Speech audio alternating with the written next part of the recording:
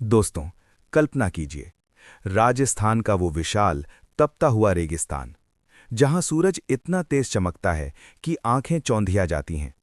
दूर दूर तक सिर्फ सुनहरी रेत के अनंत टीले और गहरी खामोशी। गर्मी की लहरें हवा में नाच रही हैं और लंबी लंबी छायाएं रेत पर गिर रही हैं। लेकिन 1998 की एक शांत सुबह, उसी रेगिस्तान की सतह के नीचे कुछ ऐसा होने वाला था जिसकी भनक दुनिया की सबसे ताकतवर खुफिया एजेंसियों CIA और NSA को भी नहीं थी। सिर्फ एक वैज्ञानिक परीक्षण नहीं था, ये था एक राष्ट्र का छुपा हुआ, दृढ़ और साहसी फैसला जो पूरी दुनिया को चौंकाने वाला था। 1974 में भारत ने अपना पहला परमाणु परीक्षण किया था, कोड नेम स्माइलिंग बुद्ध।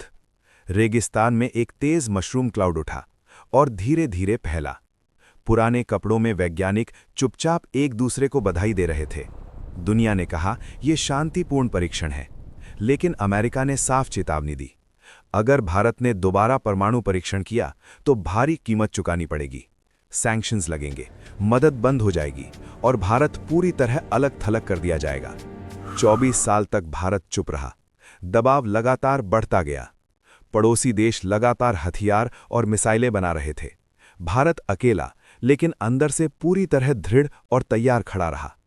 फिर 1998 का साल आया। एक नया मजबूत नेतृत्व सामने आया, अटल बिहारी वाजपेयी। गर्व भरी आवाज में उन्होंने शांत लेकिन अटल स्वर में कहा, अब समय आ गया है। भारत को अब खुले तौर पर परमाणु शक्ति बनना होगा। देश की सुरक्षा के लिए ये जोखिम उठाना जरूरी है। हम अपनी सुरक्षा के फैसले खुद लेंगे। फैसला लिया गया, कोड नेम रखा गया ऑपरेशन शक्ति। सस्पेंस बढ़ाते हुए असली चुनौती क्या थी? दुनिया की निगाहों से बचकर यह पूरा काम करना। अमेरिकी सर्वेलेंस सैटेलाइट हर पल पोखरण के ऊपर मंडरा रहे थे, रेड बीम से रेगिस्तान को स्कैन कर रहे थे। एक छोटी सी गलती और पूरा मिशन खतरे में पड़ जाता। तभी शुरू हुआ भारत का सबसे गुप्त, सबसे चतुर और सबसे शानदार ऑपरेशन।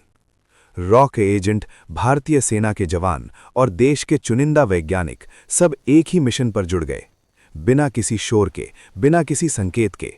दिन में रेगिस्तान पूरी तरह शांत और सामान्य दिखता था।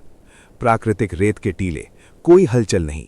लेकिन रात होते ही रेगिस्तान की रेत के नीचे एक बड़ा राज तैयार होने लगा था। 58वीं इंजीनियर रेजिमेंट के अनुशासित जवान रात भर चुपचाप गहरी सुरंगें खोदते, चेहरों पर पसीना लेकिन हाथों में दृढ़ता। सुबह होते ही भारी बुलडोजर और मशीनें पीछे हटा ली जाती। रेत के ढेर फिर से प्राकृतिक टीलों जैसे बना दिए जाते। केवल कैमोफ्लाज नेटिंग के नीचे काम जारी रहता। जब भी अमेरिकी सैटेलाइट ऊपर से गुजरता, सारा काम तुरंत रुक जाता। सब फ्रीज होकर छिप जाते। सिर्फ हाथ के इशारों से बात होती। वैज्ञानिकों को आर्मी की वर्दी पहना दी गई। डॉक्टर APJ अब्दुल कलाम बन गए मेजर जनरल। उनके गोल चेहरे पर वही प्यारी मुस्कान, लेकिन आंखों में मिशन का जज्बा। डॉक्टर R चिदंबरम भी मिलिट्री यूनिफॉर्म में तेज और बुद्धिमान नजर आ रहे थे। उपकरण साधारण सेब के डिब्बों में छुपाकर AN-32 विमान से जैसलमेर लाए गए, फिर आर्मी ट्रकों में पोखरण पहुंचाए गए। ये सिर्फ विज्ञान नहीं था, ये था एक इंटेलिजेंस गेम। हर चाल सोच समझकर बुद्धिमानी से खेली जा रही थी। भावुकता के साथ, आवाज गहरी। मिशन की कमान संभाल रहे थे डॉक्टर कलाम और डॉक्टर चिदंबरम, दोनों मिलिट्री यूनिफॉर्म में साथ खड़े, मिशन प्लान्स पर गहरी नजर। उनके सामने सिर्फ एक लक्ष्य था, मिशन को हर हाल में सफल बनाना। 11 मई 1998, शांत सुबह। बाहर से रेगिस्तान पूरी तरह सामान्य और शांत दिख रहा था, लेकिन रेत के नीचे 3 गहरी शाफ्ट्स में 3 न्यूक्लियर डिवाइस तैयार खड़े थे। वैज्ञानिक सटीकता के साथ अंतिम तैयारी कर रहे थे। दोपहर ठीक 3:45 पर जमीन हिल उठी। एक के बाद एक शक्तिशाली विस्फोट हुए। रेगिस्तान की रेत आसमान में उड़ गई। रेत के विशाल फव्वारे ऊंचे ऊंचे उठे। शक्ति 1 थर्मोन्यूक्लियर, शक्ति 2, शक्ति 3 सभी सफल। परिणाम सामने था। 13 मई को 2 और विस्फोट पूरे हुए। ऑपरेशन शक्ति पूरी तरह सफलतापूर्वक पूरा हो गया। भारत ने इतिहास रच दिया। पोखरण 2 ने भारत को घोषित परमाणु शक्ति बना दिया। दुनिया हैरान रह गई। अमेरिका तक को इसकी कोई भनक नहीं लगी। CIA के डायरेक्टर ने बाद में अपनी किताब में लिखा, ये मेरी जिंदगी की सबसे बड़ी गलती थी। लेकिन असली कहानी यही खत्म नहीं होती। कुछ ही घंटों में भारत पर अंतर्राष्ट्रीय प्रतिबंध लगा दिए गए। दबाव बढ़ा, अलग थलग करने की कोशिशें शुरू हुईं, लेकिन इस बार भारत पीछे हटने वाला नहीं था।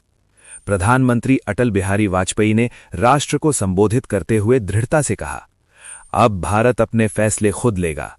हमारी सुरक्षा हमारी जिम्मेदारी, हम किसी के दबाव में नहीं आएंगे। आज भी ये सवाल दुनिया भर के इंटेलिजेंस हेडक्वार्टर्स में गूंजता है। क्या सच में दुनिया की सबसे ताकतवर एजेंसियां इस पूरे मिशन को नहीं समझ पाईं? या फिर इस कहानी में अभी भी कुछ ऐसा है जो दुनिया से छुपा हुआ है? दोस्तों, ये सिर्फ रेत का राज नहीं, ये है भारत की अटूट इच्छा शक्ति, वैज्ञानिकों की अद्भुत प्रतिभा और सेना की अद्वितीय चतुराई का राज। रेगिस्तान के उगते सूरज के सामने भारतीय झंडा लहरा रहा है और हर भारतीय का सीना गर्व से चौड़ा हो रहा है। जय हिंद, भारत माता की जय।